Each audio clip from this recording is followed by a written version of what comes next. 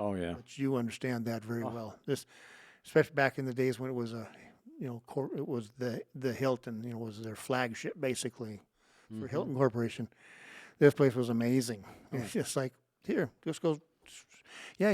We work all the overtime you want. And I came over. That's what I was told. Yeah, yeah. You get your shows. You get 20 hours and 10 hours overtime as your guarantee, not including working Fridays Yeah. on your day off. And I was like, this turned out to be a good gig. This is a real good gig. Yeah. You know, speaking of Baron Hilton, he came into the hotel one day. I actually didn't recognize him.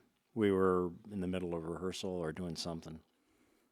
I turned around and there's a big tall guy that was standing behind the booth, and he introduced himself.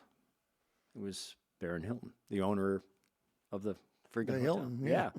And I've worked with high end execs before, and a little bit later too. Is they have a tendency, especially him.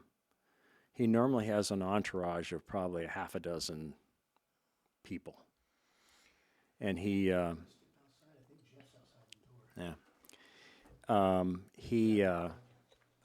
he wanted to just get away and asked me what I was doing and what I did and I was saying the other. He's just a really nice guy. Yeah. And then about a minute or two later, the entourage came in and shuffled him away. I've had that happen on a couple of Yeah. outer gigs that were into very wealthy people. It's like, yeah, they get tired of that and they want to go. So Yeah, I had that with David Siegel, who bought this place and turned it into the Westgate. And he just walked backstage because he had come and seen with his parents Elvis a million times. mm-hmm. And he came back and just sat over here on stage right and just looking around at the place. I think he was just doing some reflections. And I happened to walk by and I said, "Hi, and who are you?" And he introduced himself. I said, "Oh, you're the owner. Okay, gotcha." And I said, "I'd shake your hand, but we'd been climbing around doing, I mean, I was filthy." And he goes, working people's dirty hands don't bother me. And I was like, okay, I'm already liking this guy, Mm-hmm. And, just no pretense at him, anything. He bought it because it was a memory and he's kept it going. And in my book, when you guys read it, you'll see, I thank him over and over again.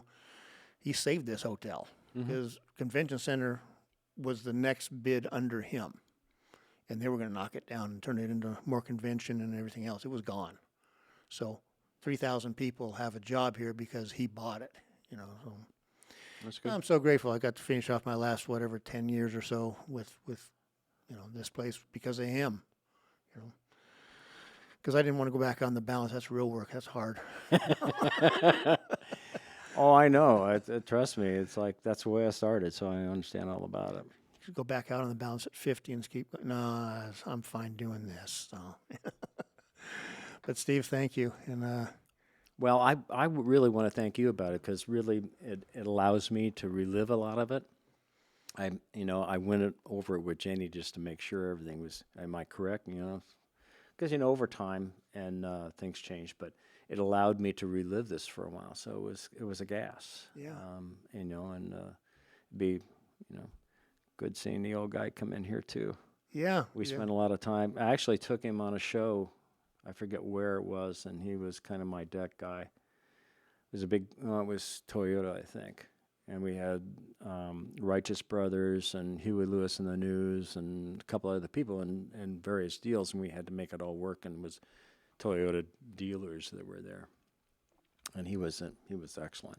Yeah. I always liked him. So That's going to be good. It'll be good to hear from him, some of these stories and stuff too. But we'll see how many of them jive. One other Yeah, thing I was see. going to tell you about was that before it happened, Lee had this film that he would open up with Liberace that showed him getting out of bed and doing all this stuff and then driving to the hotel.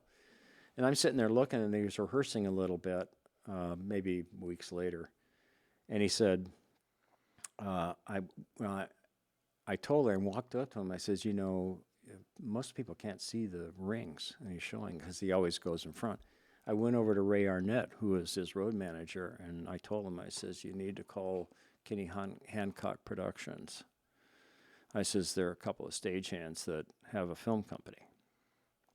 And so what they did was they came in, filmed him doing his whole shtick, and then when that happened, he'd show everybody, but it'd still be projected. Oh, good. So it really, really worked out. Nice, yeah. You know, and I mentioned it to him. I wasn't looking for anything at the time because it was just, I thought it would be a good deal, and they ended up making a few bucks out of it. You know, what was amazing is when Lee talked about, he didn't even have to look at the screen. He went through his whole thing, and that's what kind of threw him off sometimes when he had a heckle or something like that. He had to remember where he was, but he always compensated and made it all work. Yeah.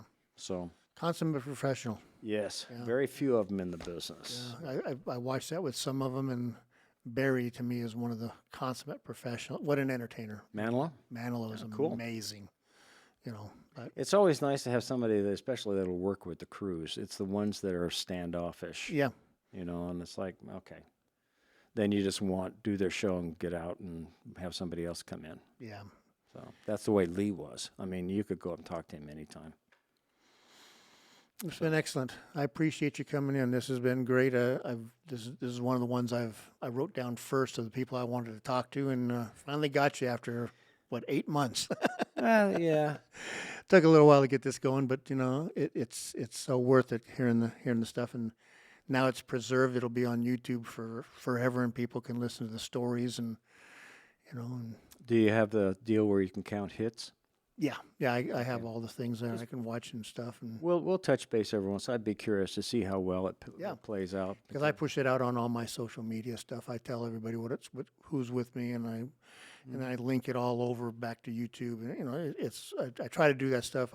I wish I was good at it. You know, there's 12-year-olds who could do it better than I do. You know, Oh, I know. but I Yeah. get it out there. I finally make it happen. I get it out there. So it's just, you know, some of these kids I want to slap the crap out of them. So Mm-hmm. make me look bad, you know.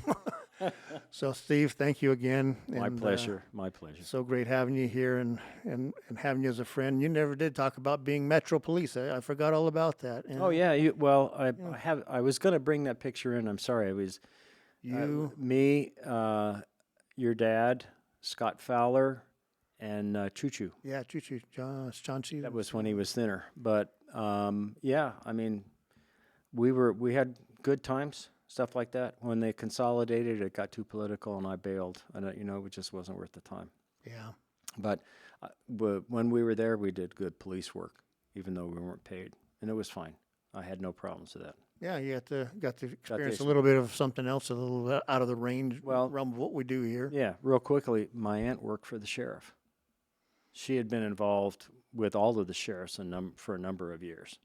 So she knew Butch Leipold and some of the other ones. And Butch was in there when we got in.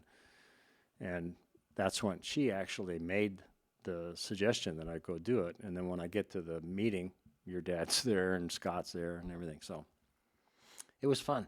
Yeah, It was fun. But again, for me and Janie, thank you very much too. oh, you guys are so welcome. I'm so glad that you guys came in and did this. It's made my week. So thank you again. So Talbot, take it away. This is the Craig L. Hayes Show.